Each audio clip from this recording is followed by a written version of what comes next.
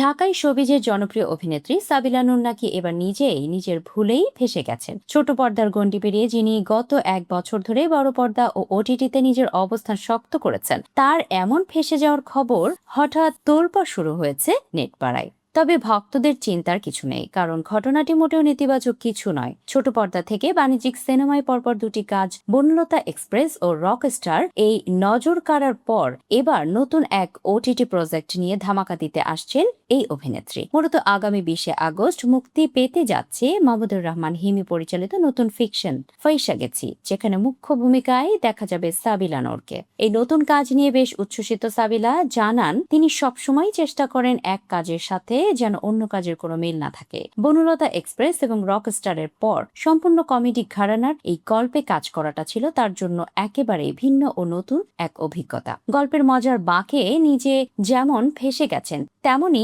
দর্শকরাও দারুণ উপভোগ করবেন বলে আশাবাদ ব্যক্ত করেছেন তিনি। ফয়সা গেছি ফিকশনটির মূল পটভূমি গড়ে উঠেছে একজন রাইড শেয়ার চালকের জীবনে ঘটে যাওয়া বিচিত্র এবং হাস্যরসাত্মক কিছু ঘটনাকে কেন্দ্র করে।